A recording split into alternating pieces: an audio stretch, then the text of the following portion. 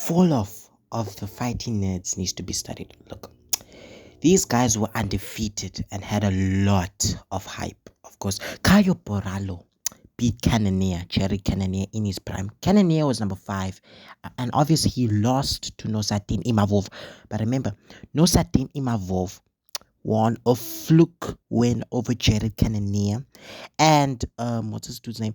Caio Borrallo, the natural, battered him, for 5 rounds, 4-1 easy, you know what I mean?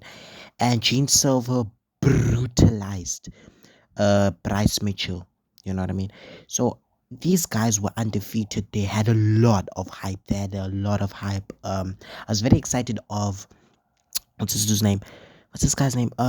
Prates. I like Prates because he's very lanky. He's very good, and obviously he lost to Ian Gary. But to be honest, Ian Gary is not a bad loss because Ian Gary to me is like John Jones. He's really like John Jones. He reminds me of John Jones. He has the skills of John Jones. Obviously, John Jones is a 9.5 out of everything. Out of a 10, John Jones is a 9.5. Ian Gary is like a 5 out of 10 out of everything. Obviously, John Jones's kickboxing is good, boxing is good, wrestling is good, everything is good with John Jones in his prime. And Ian Gary is very good. And then BSD brutalized what's his dude's name? Rufi Maurizio Rufi. Yeah, Maurizio Rufi was very good. He absolutely knocked Maurizio Rufi knocked out Bobby Green, which is an interesting. It was a good fight. And he called out Islam Makhachev. To me, which is very disrespectful.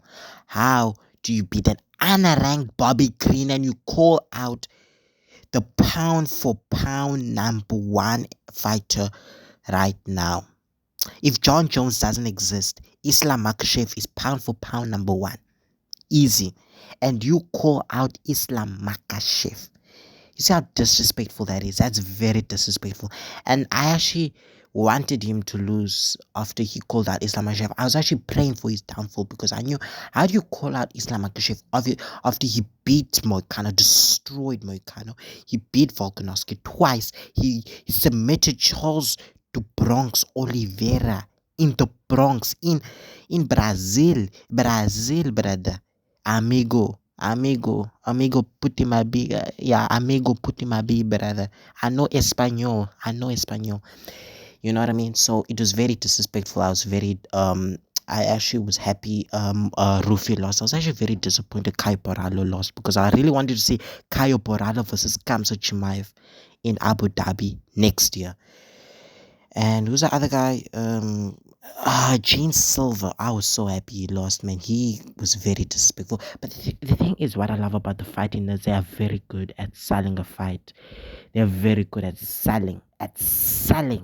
Like the word selling, they're very good at that. They're very good at promoting and making the fans interested and making the fans emotionally invested into the fight, if you know what I mean.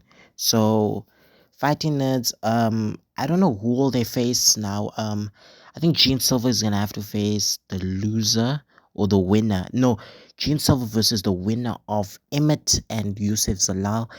And then Caio Borrallo, the natural, will have to face maybe MVP, who's number 9, I think, or maybe go Robert Whittaker. And then who's the other victim? Rufi will have to face. I don't know who Rufi will face. Maybe an Alexander Hernandez, or maybe yeah, just that guy. And then Carlos Prates is gonna face Leon Edwards, so that will be interesting. Yep.